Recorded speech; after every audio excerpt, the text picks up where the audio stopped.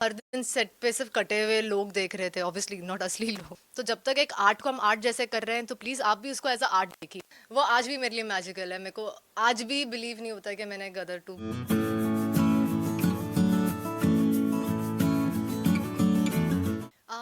The Bengal files actually based on है the direct action day जो 1946 में हुआ था। एंड मैं उसमें रोल प्ले कर रही हूँ यंग भारती का। एंड पल्लवी मैम प्ले कर रही है माँ भारती, तो उनका यंगर वर्जन मैं प्ले कर रही हूँ। एंड थ्रू माई रोल, जो यंग भारती का रोल है, वो दिखा रही है कि डायरेक्ट एक्शन डे के दिन पे हुआ क्या था। सो आई एम द आई, मतलब मेरे पॉइंट ऑफ व्यू से हम दिखाते हैं पूरी स्टोरी में होता क्या है। मेंटली एंड इमोशनली तो आप ऐसे फिल्मों के लिए प्रिपेयर हो ही नहीं सकते हो, बिकॉज मैंने अपनों को मरते हुए मेरे सामने देखा नहीं, ना मैंने उनको कभी कटते हुए देखा है। तो ये सब कमाल होता है स्क्रिप्ट का। विवेक सर ने इतना अच्छे से उसको लिखा हुआ है and every emotion was there, उस पर लिखा हुआ था। तो हमें बस उसको 10 बार पढ़ना था और फिर वो हो गया बस।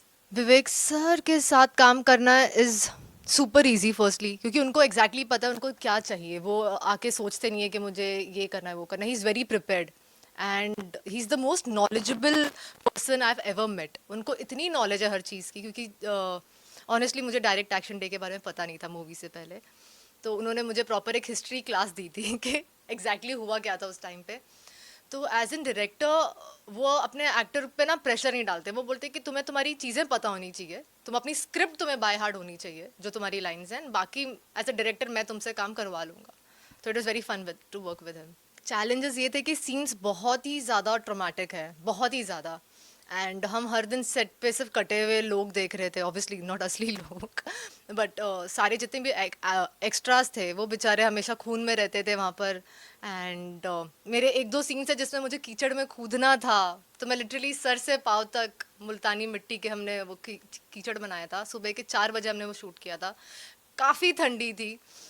तो वो ऑलमोस्ट 1-2 घंटा वो मुल्तानी मिट्टी में रहना सुबह के टाइम पे, वो बहुत डिफिकल्ट था। प्लस मेरे सीन्स है जिसमें से एक जलती हुई ट्रैम्प में से मुझे नीचे कूदना था, और वो मैंने खुद किया, कोई बॉडी डबल नहीं किया, और मैं गिरी बहुत ज़ोर से वहाँ से। तो मेरे हाथ पे बहुत बुरी चोट लग गई थी। तो ऐसे करते हुए एक्चुअली फिजिकली ज़्यादा डिफिकल्ट था ये शूट करना, क्योंकि हमने शूट किया है पूरे एक सेट पे।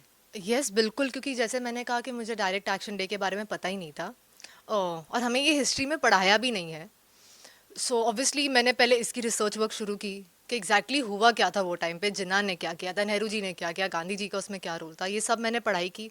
एंड ऊपर से लड़की दिखाई है एक बंगाल की है, और मैं पंजाबी लड़की, और मैं बॉर्न मुंबई की हूँ। तो मुझे बंगाल की एक्चुअली हिस्ट्री और कल्चर नहीं पता है। तो और भाषा नहीं पता है, वहाँ का खाना पहनना क्या है, मुझे कुछ नहीं। तो मैंने हर एक चीज़ की पहले रिसर्च की कि वो कपड़े कैसे पहनते हैं, वो साड़ी कैसे पहनते हैं, वो क्या खाते हैं। एंड वो उसकी लैंग्वेज के लिए मैंने एक डायलेक्ट टीचर रखी थी, जिनके साथ मैंने 3 डेज़ वर्कशॉप किया है बंगाली थोड़ी बहुत सीखने के लिए। एंड मैंने बंगाल के कल्चर पे बहुत रिसर्च वर्क किया, क्योंकि वहाँ से बहुत ज़्यादा, जैसे रविंद्रनाथ टैगोर और ये सब बहुत सारे लोग, बहुत लेजेंडरी लोग बंगाल से आए हुए हैं। तो उन सब के बारे में मैंने पढ़ा। एंड या क्योंकि मेरा पूरा एक मोनोलॉग है उस पर। गदर वॉज एक्चुअली, गदर और इसमें फ़र्क इतना था कि इसमें मेरे पास ट्रोमेटिक कैरेक्टर बहुत ज़्यादा था। And Vivek sir and Anil sir दोनों ही एक ओल्ड स्कूल डायरेक्टर्स हैं, जो कि बिलीव करते हैं कि अगर आप ऑनेस्टी से अगर आप काम कर रहे हो तो वो काम अच्छा ही होता है। और वो लोग दोनों बहुत इजी टू वर्क विद है। अगर आप जब तक आप अच्छा काम कर रहे हो वो आपके साथ बहुत अच्छे हैं। बट वैसे गुस्सा भी नहीं करते हैं। सो मैं I think I was lucky enough कि मेरे दोनों डायरेक्टर्स बहुत ही ज़्यादा अमेजिंग रहे हैं। सी एज एन एक्टर, और वो भी इतने इनिशियल स्टेज में, as an actor I think आपका काम है अपना काम करना। सो वर्क इज वर्शिप, जैसे कि हम सब ने सुना है। And as an actor I think हम सिर्फ हमारी स्क्रिप्ट देखते हैं।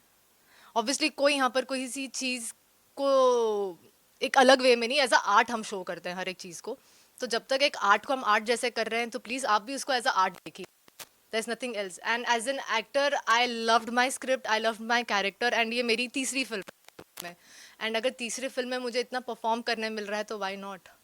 फर्स्टली उनको हिस्ट्री के बारे में पता लगेगा, जैसे कि मुझे नहीं पता था। एंड मूवी में हर एक कैरेक्टर ने, हम सब कैरेक्टर्स है, कोई मूवी में हीरो हीरोइन नहीं है, सब ने अपना अपना एक कैरेक्टर प्ले किया है। एंड हर एक इंसान ने इतनी बेहतरीन परफॉर्मेंस दी है। So I think you should just watch the movie for the performances and to know your history. बहुत चीज़ें सीखने मिली है मुझे डेफिनेटली। बट ऐसे अभी भी लगता है कि अभी और चीज़ें सीखनी, अभी तो बस शुरुआत हुई है। सी आई बेसिकली सी कि मुझे उसमें परफॉर्म करने के लिए कितना है क्या नहीं है, and at the end obviously पूरी स्क्रिप्ट भी हम पढ़ते हैं, तो पूरी स्क्रिप्ट भी मैटर करती है। जैसे जब मैं गदर कर रही थी, तो गदर इंडियन कल्ट मूवी है, वो सबसे बड़ी मूवीज में आती है गदर।